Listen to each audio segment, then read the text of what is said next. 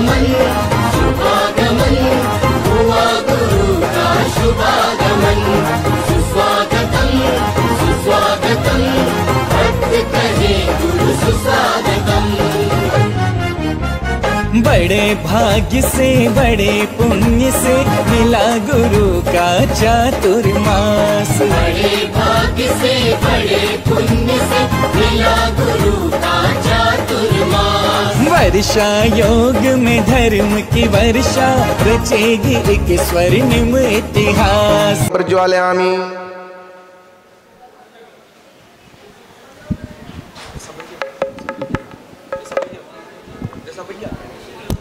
ज्योति ज्योति जलाते चलो, ज्ञान की गंगा बहाते चलो।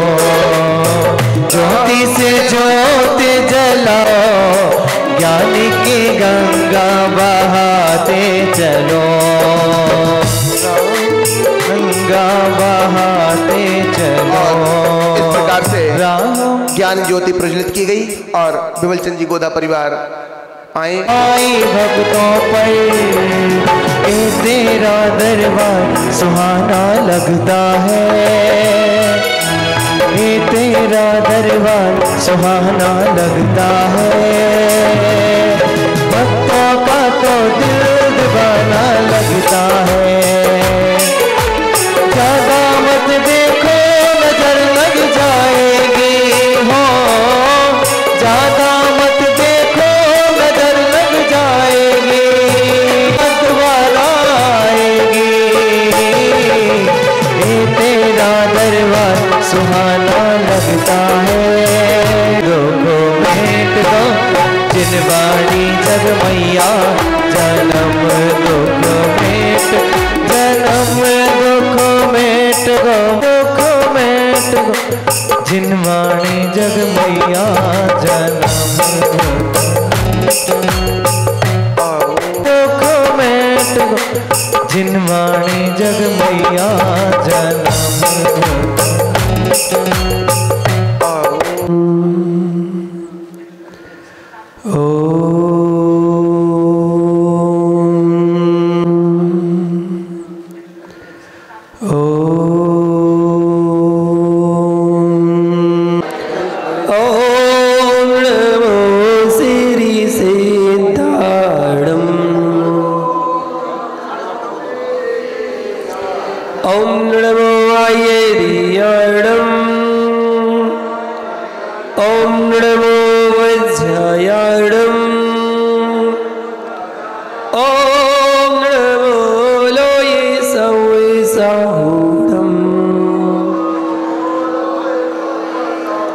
जय बोलो अनंतानंद सिद्ध परमेष्टि भगवान की, ऑनलाइन श्री शांतिनाथ भगवान की, विश्व वंदनीय महावीर भगवान की, परम पूज गुरुदेव गणाचार्य श्री विराग सागर जी महामुनि राज की, चर्या श्रवणियाचार्य श्री विशुद्ध सागर जी महामुनि राज की, उत्तम ब्रह्मचर्य धर्म की, 10 लक्षण महापर्व की, समूषण महामंडल विधान की।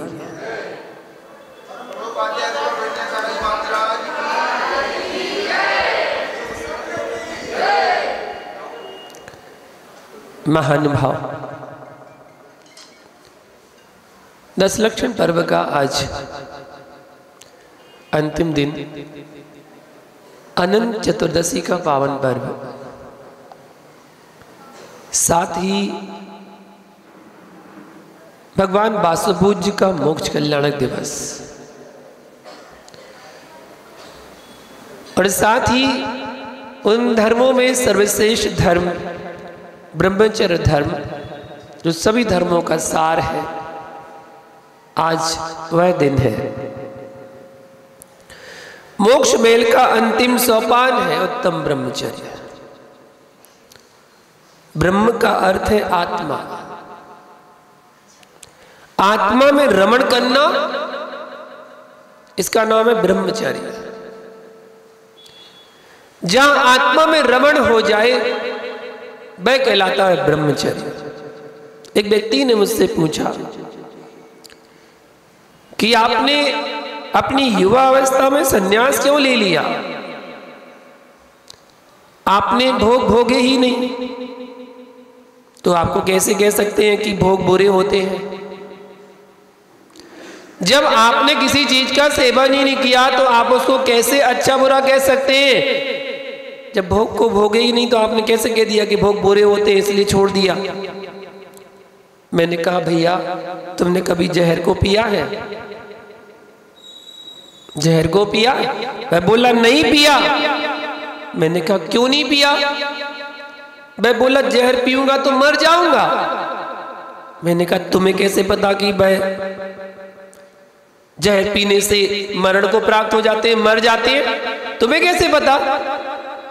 जब जहर पियोगे तभी तो पता चलेगा कि जहर पीने से मर जाते हैं। बोले नहीं, जहर पीने से मर जाते हैं। मैं बोला मुझे विश्वास है कि जहर पीने से व्यक्ति मर जाता है। तो मैंने कहा मुझे भी विश्वास है कि वासना जहर के समान है, इसलिए उस वासना को धारण करने के पहले ही छोड़ दो। शुक्रदेव एक साधु हुए। 20 वर्ष की उम्र में उन्होंने कपड़े त्याग करके और साधु बन गए, नग्न दिगंबर साधु बन गए। दिगंबर अवस्था को धारण करने वाले थे लेकिन दिगंबर मुनि नहीं थे। अलौकिक संत जिसको कहा जाता है वो ऐसे उन्होंने दीक्षा ले ली और नदी किनारे से निकल रहे थे। जब नदी किनारे निकल रहे थे तो वहां पर कुछ स्त्रियां स्नान कर रही थी। एक संत निकले तो वहां कुछ स्त्रियां स्नान कर रही थी, वो निकल गए शुक्रदेव। उसके बाद उनके पिता निकले, वो भी साधु बन गए थे, वो भी उनके बाद निकले।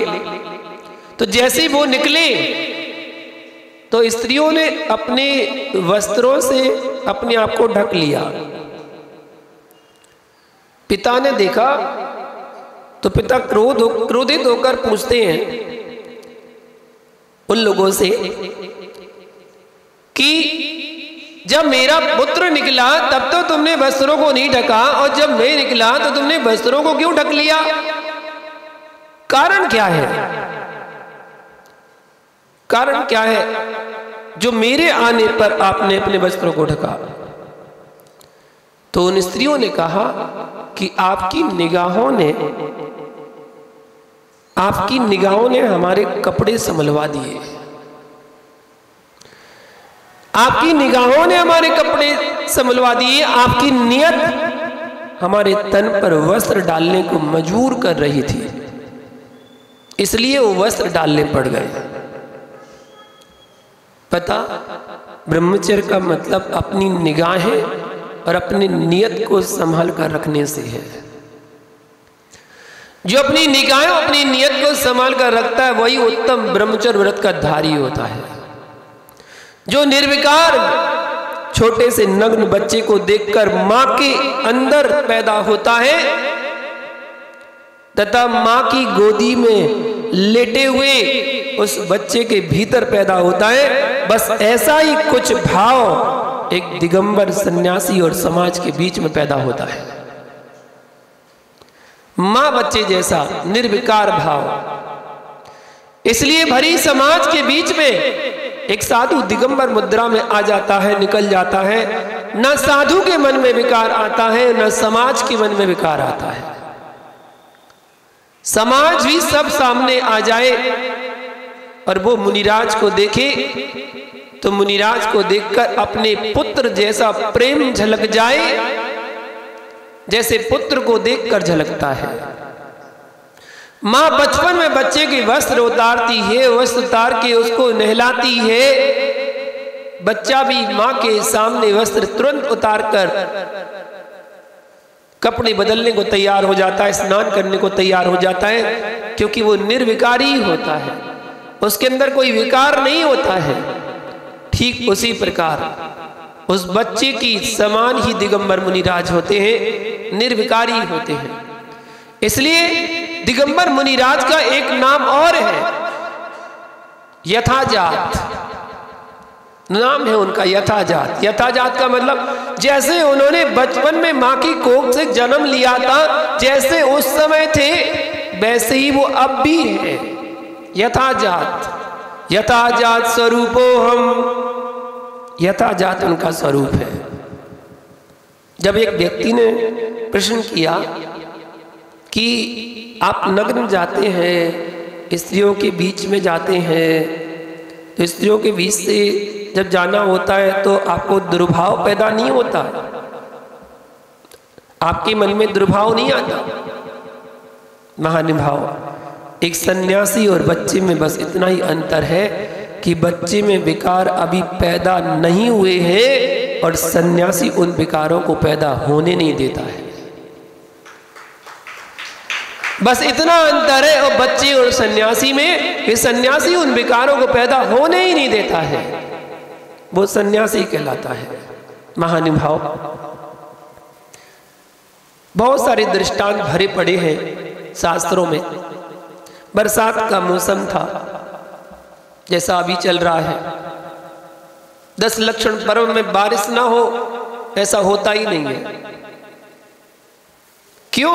एक बार मैंने सोचा, चिंतन किया, आखिर ऐसा कारण क्या है कि 10 लक्षण में बारिश जरूर होती है? पता क्यों? एक नहीं, दो नहीं, सैकड़ों, हजारों और लाखों जीवों की तप की साधना और आराधना का फल है कि जब वो उपवास करते हैं तो मौसम भी परिवर्तित हो जाता है, जिससे उपवास का पता ही नहीं चले कि आप उपवास कर रहे हैं। ये आपकी तप साधना का फल है कि मौसम भी आपका साथ देता है, धार का मौसम भी साथ देता है, मौसम साथ देता है। आप लोग जितने लोग भी उपवास कर रहे हैं आज, उपवास की साधना बहुत अच्छी साधना आप सबकी चल रही है और आगे भी चले, ऐसा मेरा मंगल आशीर्वाद। धार की समाज में छोटी समाज होते हुए भी बच्चे बच्चे के अंदर जब साधना करने के भाव होते हैं, तब करने के भाव होते हैं, तो छोटे छोटे बच्चे जैसे कहेंगे उपवास करने के लिए तैयार हो जाते हैं। बड़े तो कर ही रहे, बुजुर्ग तो कर ही रहे, उनकी तो बात अलग है। जब बच्चे तैयार हो जाए उपवास करने के लिए, समझ लेना उस समाज का आगे चलकर बहुत बड़ा उत्थान होने वाला है, जहां के बच्चे अभी से संयम के मार्ग में आगे बढ़ जाए। बच्चे बच्चे के पास लगभग 108 उपवास आज होने हैं अनंत चतुर्दशी के पावन पर्व पर, बच्चे बड़े सब मिला के। हमारा भी काउंट कर लेना उसमें। हमारे यहाँ के हमारे संघर्ष तो हमारे 12 लोगों के उपवास हैं, 12 लोगों के हमारे संघर्ष तो जो आज हमारे साथ यहाँ पर आए हैं, हमारे बीच में आए हैं, उन सबके उपवास सबके ना, सबके 6 के, एक का नहीं, 5 यहाँ से, 2 यहाँ से, 4 हमारे संघ के, 11-12 लगभग 11 उपवास हमारे यहाँ के हैं। और हमारे चौके वालों की तो गिनी नहीं है अभी, चौके वालों के 4-5 होंगे, तो 15 तो हमारे आके हो गए। आप भी हमारे हैं तो अच्छा है। तो पूरी धार समाज में पूरे सब उपवास करके आज साधना कर रहे हैं, उत्तम ब्रह्मचर्य धर्म का पालन करके ऐसी साधना कर रहे हैं, ऐसी साधना कर रहे हो कि साधना का फल आपको मिले। बारिश का मौसम था, पानी बहुत हो रही थी, बारिश बहुत हो रही थी, नदी उफान पर थी, पानी बहुत आ रहा था, नदी भरी हुई थी। वहां पर एक युवती अचानक फिसल गई तो डूब रही थी। जब डूब रही थी तो तभी वहां से एक युवा साधु निकल रहा था। तो युवा साधु ने जैसे ही देखा कि युवती डूब रही है, वो तुरंत नदी में कूद गया और नदी में कूदकर उस युवती को बचा लिया, उठा के ले आया और किनारे लाके छोड़ दिया। लाके छोड़ा, वो स्वस्थ ठीक हो गई और वो साधु आगे चल दिया। तभी उसके साथ एक वृद्ध साधु भी आ रहा था। उस साधु ने सब कुछ देखा कि ये क्या कर रहा है। उसने सब कुछ देखा और देखने के बाद वह उस युवा साधु के साथ साथ चलने लगा। चलते चलते वो बोला कि देखो, तुमने अपने ब्रह्मचर्य व्रत का खंडित कर दिया, युवा साधु कुछ नहीं बोला। वो वृद्ध साधु एक बार नहीं, दो बार नहीं, तीन बार नहीं, बार बार बोले जाए। गुरु के पास पहुंचो, मैं तुम्हारी सब बात बताऊंगा, मैं तुम्हारी सब कहानी सुनाऊंगा। तुमने आज क्या किया? तुमने अपने ब्रह्मचर्य को खंडित कर दिया। तुमने एक युवा स्त्री को उठा के नदी से बाहर निकाला। युवा साधु चुपचाप सुनता रहा, कुछ भी नहीं बोला और चलता रहा, आगे बढ़ता रहा। धीरे धीरे वो अपने गुरु के पास पहुंचे। जब गुरु के पास पहुंचे तो दोनों साधु थे। युवा साधु मौन चुप था और वृद्ध साधु बोले जा रहा। बोले गुरुजी से बोला, गुरुजी देखो आज इसने इतना बड़ा घटना करी, ऐसे ऐसा नहीं करना चाहिए था। इसने वहां पर नदी में स्नान कर रही थी, स्त्री वो डूबने लगी तो इसने उसको उठा के बचाया। पूरी कहानी उसको सुना दी, गुरुजी को सब सुना दी। बोले इसको बहुत बड़ा दंड मिलना चाहिए, इसको बहुत बड़ा प्रायश्चित मिलना चाहिए। वो युवा साधु मौन था, चुप था, कुछ नहीं बोला। उनके गुरुजी ने सब कुछ सुना और फिर गुरु ने बोला, हे वृद्ध साधु, प्रायश्चित का अधिकारी वो नहीं, प्रायश्चित का अधिकारी तो तुम हो। प्रायश्चित के अधिकारी तुम हो। बोले क्यों? हमने तो कुछ भी नहीं किया, हम तो दूर खड़े थे, हमने कुछ नहीं किया। तब उनके गुरु कहते हैं, बोले उसने तो उस स्त्री को उठाया था और उसकी जान बचा के वहीं छोड़ दिया था, लेकिन तुम तो उस स्त्री को यहां तक उठा के ले आए थे। तुम्हारे मन में तो अभी भी वो स्त्री चल रही है और इस स्त्री को तुम यहां तक उठा के लाए। प्रायश्चित के अधिकारी तो तुम हो। महानुभाव समझना, ब्रह्मचर्य व्रत है क्या?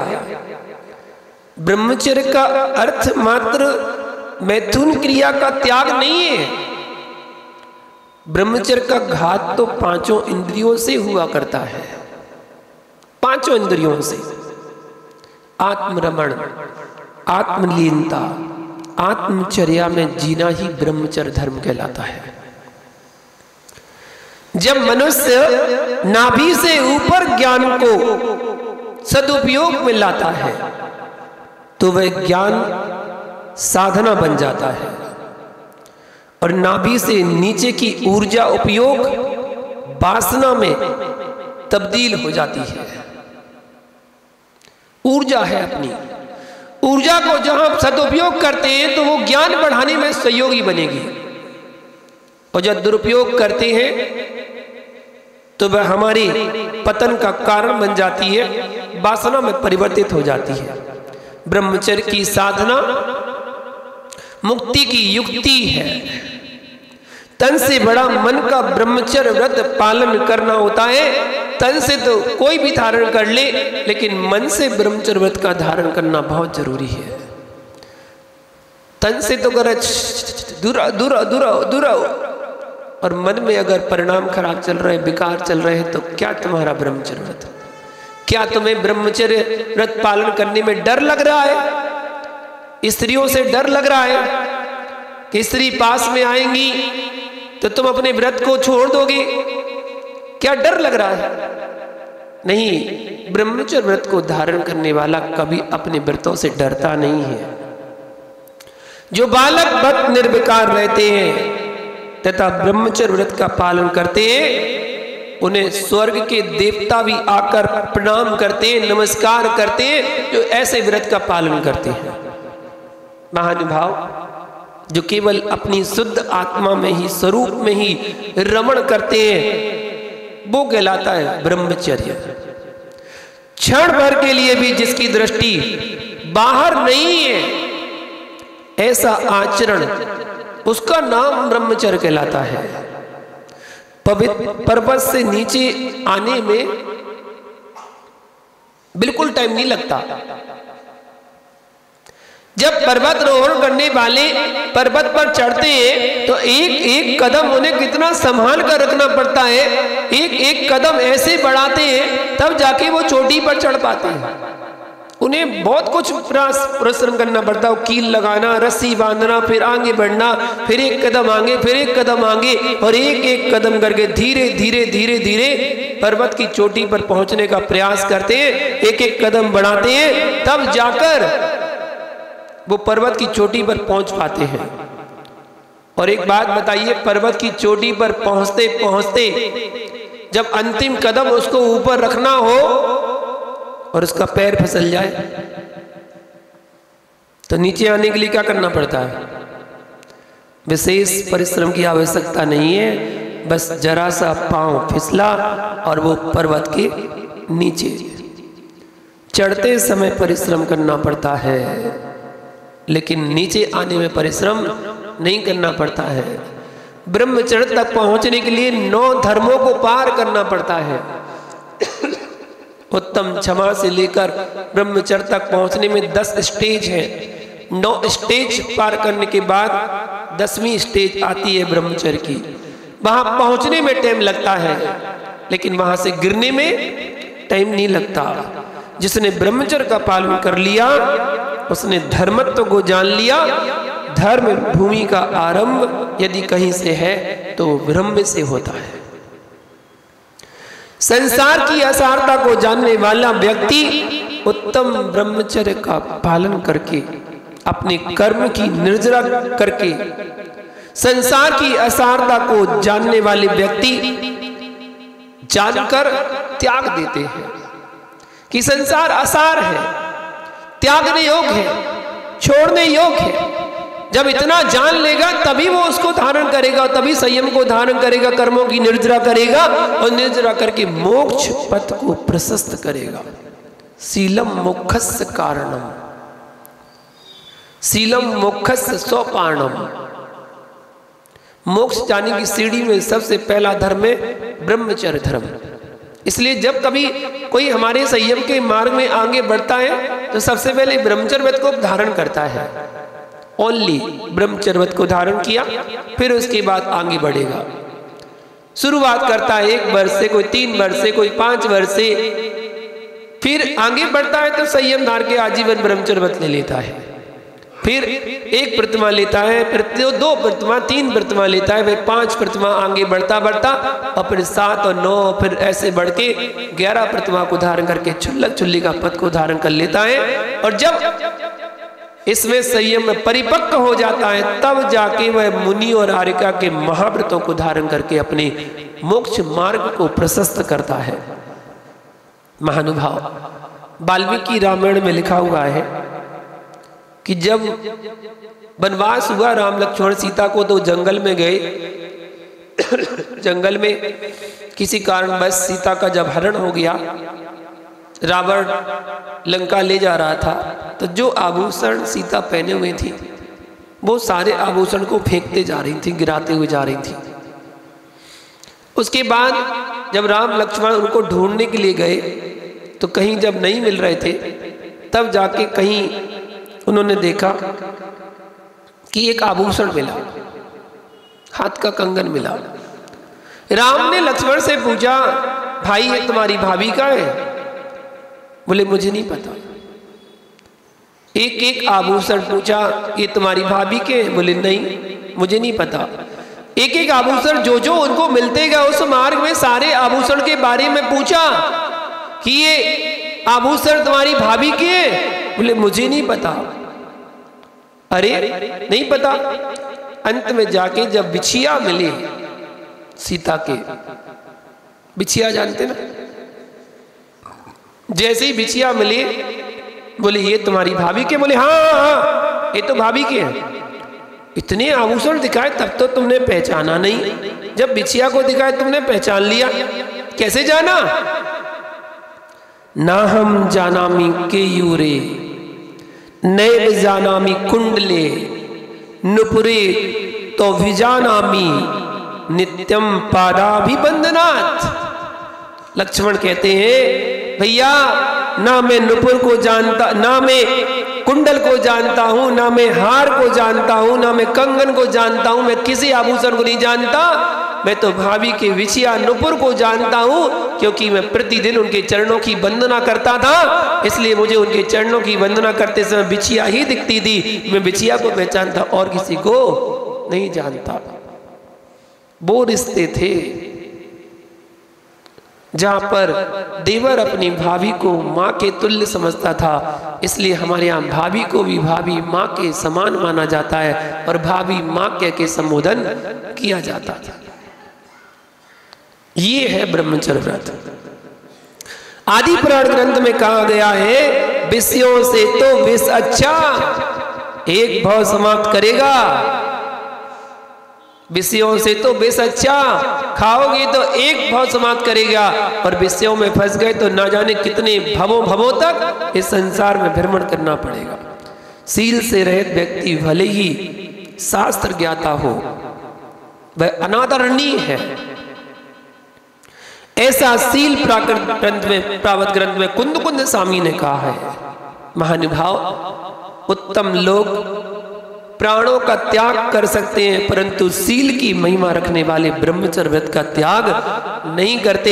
सीलवान की इंद्र भी आकर पूजा करते हैं, स्वर्गों से इंद्र आते हो पूजा करते हैं जो सीलवान होते हैं। उदाहरण आपके सामने, आपने पढ़े होंगे, सेठ सुदर्शन का उदाहरण आपने जाना होगा। सील की रक्षा के लिए सूली भी सिंहासन बन गई। जब सूली पर चढ़ाने का आदेश रानी ने दिया था तो सूली सिंहासन बन गई थी सील धर्म की रक्षा के लिए। हमारी जितनी सतियां हुई हैं, मनोवती हो, चंदनवाला हो, या सोमा सती हो, चाहे अंजना सती हो, क्या इनके जीवन में कोई परेशानी समस्या नहीं आई? सबके जीवन में परेशानी आई, सबके जीवन में समस्या आई। इन्होंने धैर्यता पूर्वक उनका सामना किया। राम के समय की घटना है। कुलभूषण देशभूषण दो भाई थे। बचपन में ही उनको पढ़ने के लिए भेज दिया गया, गुरुकुल में पढ़ने के लिए चले गए। उनके जाने के बाद महल में राजा रानी रहा करते थे। बचपन में उन्हें गुरुकुल भेजा गया, उन्हें बहुत अच्छी शिक्षा दी गई, पढ़ाई कराई गई और हर विद्या में निपुण किया गया। वो कुलभूषण देशभूषण युवा अवस्था को प्राप्त हो गए। जब युवा अवस्था को प्राप्त हो गए, उनकी विद्या पूरी हुई, तो उनको गुरुकुल से वापस महल के लिए सेनापति लेने आया और सेनापति लेकर गया। जैसे ही महल के पास पहुंचे और महल के दरवाजे तक पहुंचे ही थे कि उन्होंने दूर से देखा महल में एक सुंदर कन्या झरोखे के पास बैठी हुई है। और जैसे ही दोनों ने देखा, दोनों उस पर आसक्त हो गए। बड़ा भाई कहता है मैंने पहले देखा, मैं उससे शादी करूंगा। छोटा भाई कहता है नहीं, पहले मैंने देखा, मैं उससे शादी करूंगा। बोले नहीं मैं करूंगा, नहीं मैं करूंगा। दोनों में कहा सुनी होगी, रथ वहीं पर रुक गया और दोनों में लड़ाई झगड़ा होने लगी। और इतनी लड़ाई झगड़ा बढ़ गई, तलवार निकल गई। झरोके में बैठी लड़की देख रही थी, वो दौड़ते हुए आई। और भी सभासद के लोग आ गए। बोले क्या हो गया? महल में प्रवेश हुआ नहीं और दोनों का लड़ना शुरू हो गया। दोनों कहते हैं इससे शादी हम करेंगे, इससे शादी हम करेंगे। वो भी दौड़ते हुए आ रही थी। बोले क्या हुआ? बोले इस कन्या से विवाह हम करेंगे। बोले राजकुमारों, आप लड़ रहे हो, आपको पता भी है कौन है वो? बोले कौन है? बोले तुम्हारे जाने के बाद तुम्हारी एक छोटी बहन हुई थी, वो तुम्हारी छोटी बहन है। ओहो, दोनों के हाथों से तलवार नीचे गिर जाती है और दोनों कहते ओह ये कैसा संसार। अपनी छोटी बहन को देखकर कुदृष्टि से देखा, ऐसा संसार। दोनों को बैराग हो गया और जो रथ महल में प्रवेश करने वाला था वो रथ जंगल की ओर मुड़ गया। दोनों ने कहा अब इस संसार में हमें नहीं रहना, और दोनों ने दिगंबर मुनि दीक्षा को धारण कर लिया। दोनों को बैराग हो गया और दोनों मुनि बन गए, कुलभूषण देशभूषण मुनिराज। राम लक्ष्मण ही थे जिन्होंने जंगल में कुलभूषण देशभूषण मुनिराज पर हो रहे उपसर्ग को दूर किया था। जब उन पर कोई उपसर्ग हो रहा था तब उन्होंने ही दूर किया था। महानुभाव, 3 लोक में ब्रह्मचर्य ही एकमात्र श्रेष्ठ व्रत है। जो इस व्रत का पालन करता है वह सब व्रतों का पालन कर लेता है और उत्तम गति को प्राप्त करता है। वो सुगति को प्राप्त करता है, सुगति में जाने की तैयारी करता है जो उत्तम व्रत का पालन करता है। एक छोटा सा ज्ञान वैराग्य का कारण बन जाता है। छोटा सा ज्ञान, ये पता चला कि ये तो हमारी सगी बहन है और वैराग हो गया। महानुभाव, आज तो बहुत बड़े बड़े कारण बन जाते हैं। बहुत बड़ा ज्ञान मिल जाए तो भी वो अपने वैराग को मजबूत नहीं कर पाता है, वासनाओं का कारण बन जाता है। पहले छोटा सा ज्ञान, बाल सफेद हो गए, वैराग हो गया। दर्पण में अपना चेहरा देखा, झुर्रियां पड़ गई, वैराग हो गया। किसी की अर्थी जाते हुए देखा, वैराग हो गया। इंद्रधनुष को देखा, विलुप्त हो गया, वैराग हो गया। पेड़ में से पत्ता टूट के गिर गया, वैराग हो गया। इतना सा छोटा सा कारण दिखा और वैराग हो जाता था। और आज तो बड़ी बड़ी घटनाएं सामने घट जाए तब भी वैराग नहीं होता। मुनिराज भी बड़े बड़े उपदेश प्रवचन देने आते हैं और आपको बहुत शास्त्र की बात बताते, तब भी वैराग नहीं होता। वहां सभा में नीलांजना नृत्य कर रही थी, वो नृत्य देखा, आयु पूरी हुई, आदिनाथ को वैराग हो गया है। एक छोटी छोटी सी बात को देखकर वैराग हो गया। जीवन में सबसे बड़ा धर्म यदि कोई होगा तो महावीर कहते हैं कि अपनी दृष्टि को पवित्र करना ही सबसे बड़ा धर्म है। और कोई सबसे बड़ा धर्म नहीं है। बस अपनी दृष्टि पवित्र हो गई, आपको छोटा कारण भी वैराग का कारण बन जाएगा, चाहे वो छोटा सा कोई घटना घट जाए, छोटी सी घटना। अपनी दृष्टि में निर्मलता और पवित्रता लाना ही ब्रह्मचर्य धर्म है।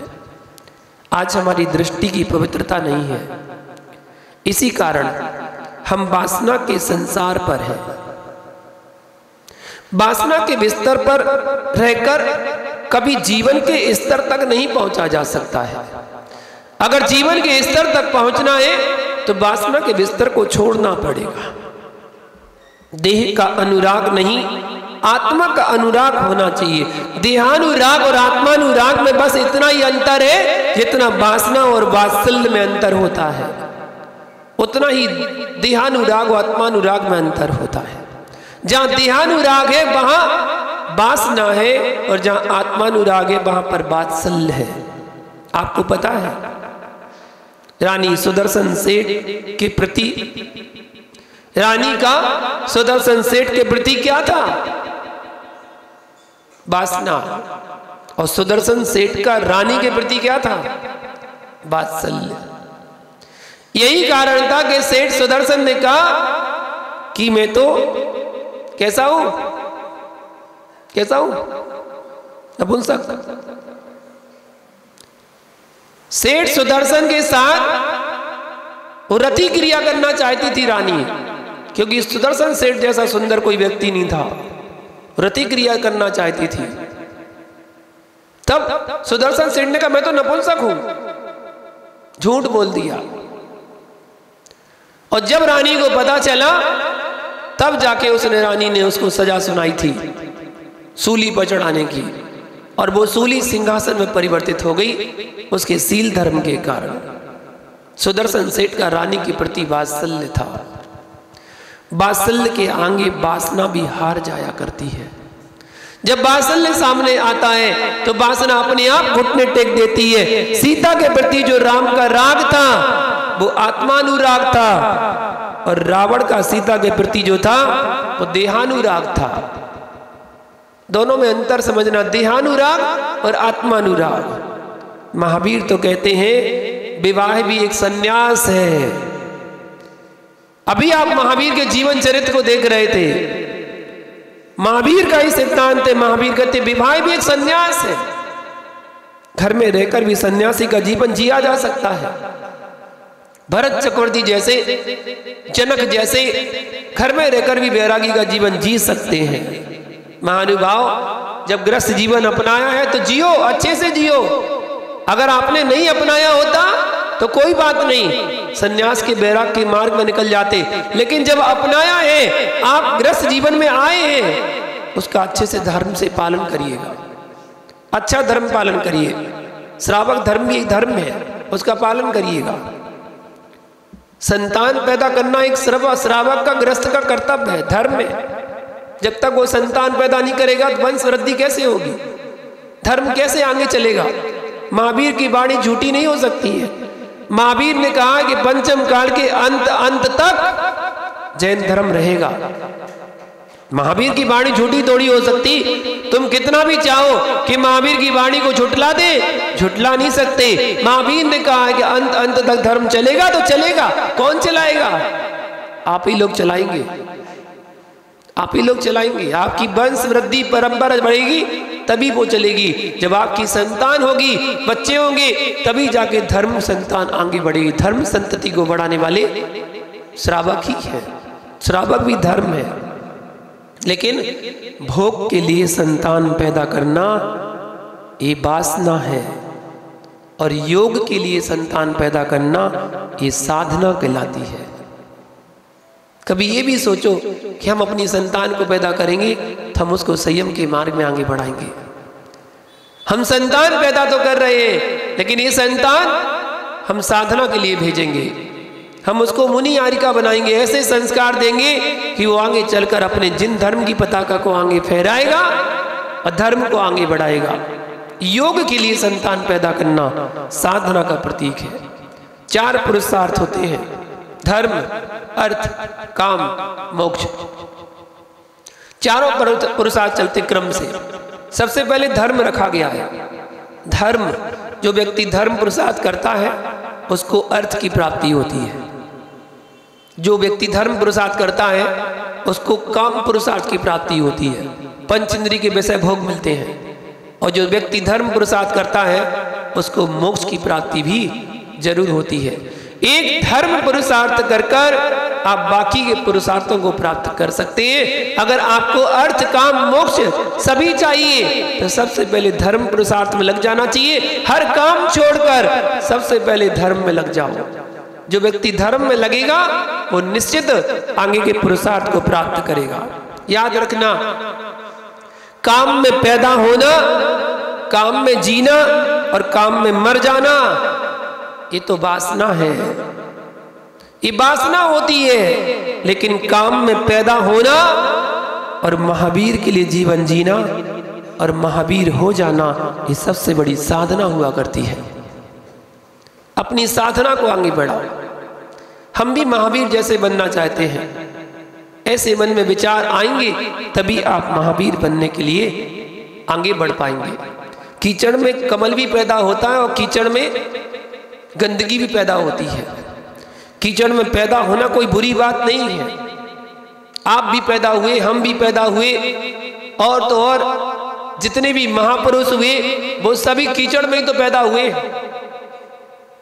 कौन ऐसा व्यक्ति है जो वहां पर मां के गर्भ में 5 स्टार होटल वाले कमरे में रह रहा हो? ऐसा कोई हुआ महापुरुष? बढ़िया अच्छे से उसका सेपरेट रूम बनाया गया हो अंदर गर्भ में, और वो अच्छे गर्भ में वहां पर एसी में रहता हो, या बढ़िया पकवान खाने को मिलते हो? कोई नहीं है।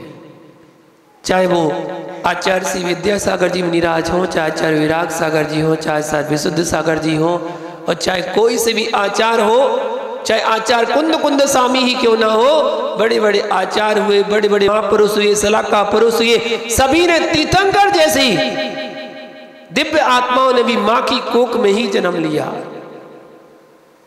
इसलिए लोग नारियों को दोष देते हैं, नारी ऐसी, नारी वोसी, अगर वो ना हो तो हम अपने ब्रह्मचर्य व्रत का पालन कर लेंगे। अरे वो ना हो, वो ना हो, ये तो कोई ब्रह्मचर्य व्रत नहीं है कि वो ना हो। उसको दोष क्यों देते हो? जो देखो नारी की बुराई करता है, मैं भी करता हूं। जो देखो सब नारी की बुराई करते हैं। क्यों नारी की बुराई करते हैं? क्यों? लेकिन जो शास्त्र में लिखा है वो तो सटीक है ना, वो तो सही है। अब शास्त्र में लिखा है कि स्त्री मायाचारी करती है, स्वभाव है उसका। पानी अपना स्वभाव नहीं छोड़ता है, अग्नि अपना स्वभाव नहीं छोड़ती है, स्त्री अपना स्वभाव कैसे छोड़ेगी? उसका स्वभाव है मायाचारी करना। और नारी को दोष देते हैं, लेकिन नारी को पूर्णतः दोष नहीं देना चाहिए, क्योंकि नारी नारी मत कहो, नारी गुड़ की खान। नारी नारी मत कहो, नारी गुड़ की खान। और नारी से ही उपजे हैं तीर्थंकर भगवान, तीर्थंकर भगवान। नारी ने ही तो जन्म दिया है, और कोई पुरुष थोड़ी जन्म देने आया था तीर्थंकर को। जन्म देने वाली तो नारी ही थी, उस नारी ने ही जन्म दिया है। तो महानुभाव, कीचड़ में पैदा होना कोई बुरी बात नहीं है। कमल कीचड़ में ही तो पैदा होता है, कीचड़ में पैदा होना कोई बुरी बात नहीं है। कीचड़ में जीना बुरी बात है, कीचड़ में पैदा होना बुरी बात नहीं है, कीचड़ में जीना बुरी बात है। उसको समझे। हम कीचड़ में कमल की भांति आकाश में खिलखिलाना है।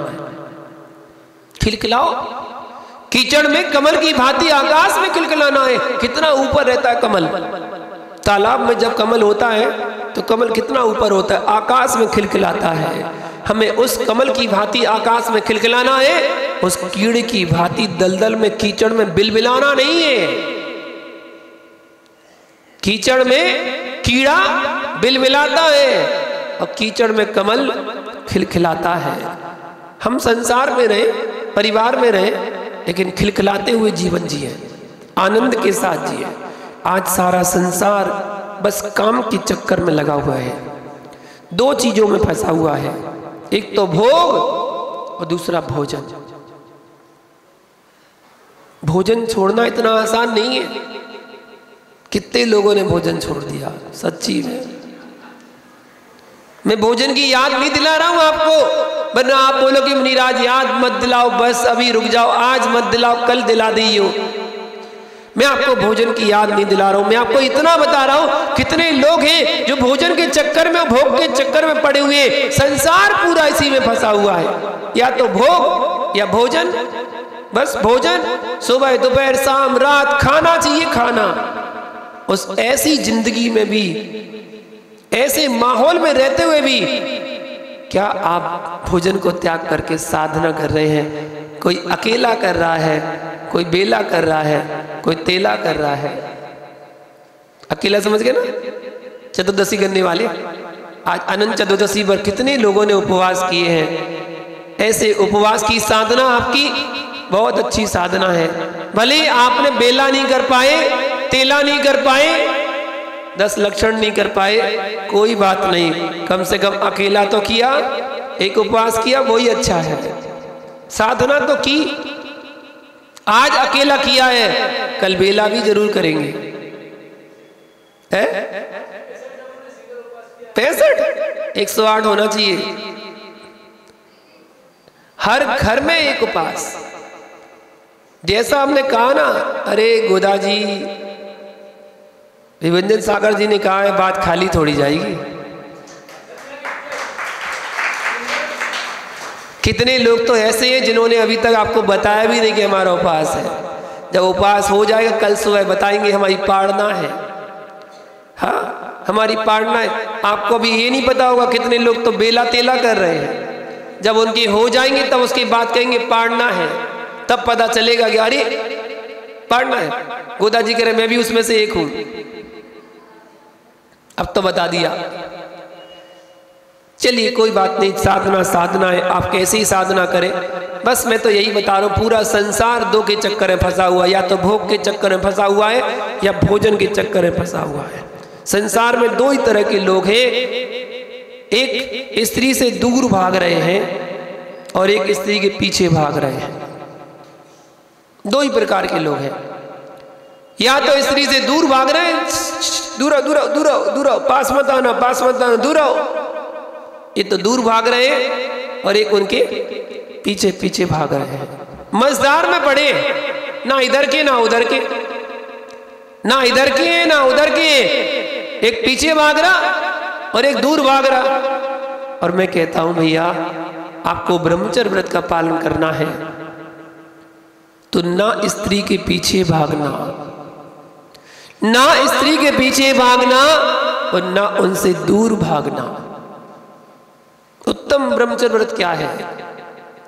मेरी नज़रों में तो इतना ही है कि ना स्त्री से दूर भागना, ना स्त्री के पीछे भागना, अपितु उनके बीच में रहकर अपने आत्मधर्म में ब्रह्मचर्य का पालन करना, यही उत्तम ब्रह्मचर्य धर्म है। रहो उनके बीच में और उनके बीच में रहकर अपने आप में रहना, ये उत्तम ब्रह्मचर्य व्रत है, इसका पालन करना। भैया नारी को बिस्की बेल कहा गया है, पता? शास्त्र में कहा है नारी बिस्की बेल, नारी बिस्की बेल। तो हर नारी बिस्की बेल नहीं होती है, हर नारी बिस्की बेल नहीं होती है। फिर वह नारी बिस्की बेल होती है जो अपने सील के बाण को तोड़ देती है। सील को धारण करने वाली महिला कभी बिस्की बेल नहीं कहलाती है। जिसने अपने सील की बाण को तोड़ दिया है वो नारी बिस्की बेल कहलाती है। और जो अपने सील धर्म का पालन करती है वो तो महान होती है, वो तो सती सीता जैसी होती है, सती चंदन वाला जैसी होती है, त्रिशला जैसी, सोमा सती जैसी, चंदन वाला, अनंतवती, मैना सुंदरी, राजुल ब्राह्मी सुंदरी, ऐसी सतियां हुई हैं, ऐसी नारियां हुई हैं जिन्होंने अपना नाम युगों युगों के लिए अमर कर दिया। कहाँ वो तीसरे काल में आदिनाथ की पुत्रियां हुई थी ब्राह्मी सुंदरी, और आज पंचम काल में भी उनका नाम बड़े आदर सत्कार के साथ लिया जाता है कि ऐसी दो बहनें हुई हैं जिसने अपने पिता की गर्दन किसी के सामने झुक ना जाए, पिता के मान के लिए अपनी दोनों बहनों ने आजीवन ब्रह्मचर्य व्रत को धारण कर लिया था। वहां से प्रारंभ शुरू हुई थी परंपरा कि आजीवन ब्रह्मचर्य व्रत को धारण करने वाली सबसे पहले कोई हुई तो ब्राह्मी सुंदरी हुई। क्या उन पुत्रियों ने अपने माता पिता का मान सर ऊपर कर दिया, फक्र से ऊपर कर दिया था। ऐसी नारियां होती हैं महानुभाव। सील का बड़ा प्रभाव पड़ता है। सील वह सील धर्म है, वह ब्रह्मचर्य व्रत धर्म है जो अग्नि कुंड को भी जल की धारा बना सकती है। जब सीता जी की परीक्षा हो रही थी, उस परीक्षा में अग्नि कुंड में सीता थी, अग्नि कुंड भी जल की धारा बन गई। कल देखी थी आपने कहानी, नाक का हार बन गया। सील धर्म का पालन करते हुए सती ने सूली सिंहासन बन सकती है। उस सील धर्म का पालन करने से संसार को हरने वाला कोई है तो वो सील धर्म है। महानुभाव, किसान जब फसल करता है, खेती करता है और फसल उगाता है, उस फसल की रक्षा करने के लिए वो चारों तरफ एक बाड़ लगाता है, झाड़ी लगा देता है, जिससे अन्य जानवर आदि उसकी फसल को बर्बाद ना कर दे। उसी प्रकार आत्मा को कसाई रूपी जानवरों से रक्षा करने के लिए यदि कोई बाण है तो वो सील की बाण है। सील की बाण लगा दो तो आत्मा की रक्षा हो सकती है। आपको मालूम सबसे उत्कृष्ट सील धर्म के पालन करने में कौन प्रसिद्ध हुए? एक सेठ का लड़का और एक सेठ की लड़की अलग अलग अपने अपने गुरुकुल में गए पढ़ाई करने के लिए। लड़का अलग गुरुकुल में गया, लड़की अलग गुरुकुल में गई। पढ़ाई चल रही थी। जब पढ़ाई पूरी हो गई, दोनों युवा अवस्था को प्राप्त हो गए। पढ़ाई करके जब वापस आ रहे थे तो उनके गुरुओं ने बोला कि गुरु दक्षिणा तो दो, गुरु दक्षिणा तो दो। बोले जो आप गुरुजी कहेंगे वो हमें स्वीकार है। यहां लड़की के गुरु ने बोला, वहां लड़के के गुरु ने बोला, और दोनों ने गुरु दक्षिणा में उनसे कुछ व्रत ले लिया। और जब व्रत ले लिया, व्रत लेकर घर आए, संयोग ऐसा बैठा जब दोनों की विवाह की बात आई तो लड़के लड़की वही हुए। सेठ जी से मिले, बोले आपका लड़का हमें पसंद है, बोले आपकी लड़की हमें पसंद है। दोनों ने अपने माता पिता को कुछ नहीं बताया कि हमने कौन सा व्रत कौन सा नियम लिया। दोनों का विवाह हो गया। जब विवाह हो गया, विवाह की पहली रात थी। पहली रात में दोनों बैठे हुए थे, गुमसुम गुमसुम उदास से बैठे हुए थे। अचानक बात छिड़ी कि बात क्या है? बोले हमारा आपसे कुछ कहना था। बोले बताओ क्या बात है। दोनों एक दूसरे से बात करने के लिए तत्पर थे और दोनों ने अपनी बात रखी कि हम जब गुरुकुल में गए थे तो वहां पर गुरु ने हमें गुरु दक्षिणा में एक व्रत दिया था, हमने वो व्रत लिया था, उसका पालन करने का नियम लिया था। लड़की ने शुक्ल पक्ष में और लड़के ने कृष्ण पक्ष में ब्रह्मचर्य व्रत लिया था। अब एक समय तो कृष्ण पक्ष चलता है, एक समय शुक्ल पक्ष चलता है। दोनों ने अपनी अपनी बात रखी कि हमारा कृष्ण पक्ष में ब्रह्मचर्य व्रत है, बोले हमारा शुक्ल पक्ष में ब्रह्मचर्य व्रत है। बोले अब कोई बात नहीं, बोले कोई बात नहीं, तुम हमारे व्रत का पालन करवाना, हम तुम्हारे व्रत का पालन करवाएंगे। और जीवन भर के लिए दोनों ने आजीवन ब्रह्मचर्य व्रत धारण कर लिया था। ऐसे थे वो विजया सेठ और विजया रानी, दोनों ने आजीवन व्रत धारण कर लिया। राजपुत्री, एक राजपुत्री को कुष्ठ रोग हो गया। जब कुष्ठ रोग हो गया तो मुनि के पास गए कि इसका कोई उपचार बताइए, ये कुष्ठ रोग कैसे मिटेगा, पता कैसे मिटेगा। मुनिराज ने कहा कि विजय सेठ और विजया रानी के हाथ से स्पर्श किया हुआ जल इस तुम्हारी पुत्री के रोग को मिटाने वाला है। अगर उन्होंने इस पानी को स्पर्श कर दिया तो तुम्हारी बेटी का कुष्ठ रोग दूर हो जाएगा। भैया उनके हाथ का स्पर्श हुआ, जल आया और उस राजा की पुत्री का कुष्ठ रोग दूर हो गया। देवों के द्वारा पुष्प वृष्टि की गई, अतिशय चमत्कार किए गए। अंत में विजया सेठ और विजया रानी दोनों ने दीक्षा धारण कर ली थी। ये ब्रह्मचर्य व्रत की महिमा है। इसलिए महानुभाव, मैं घड़ी को देख रहा हूं,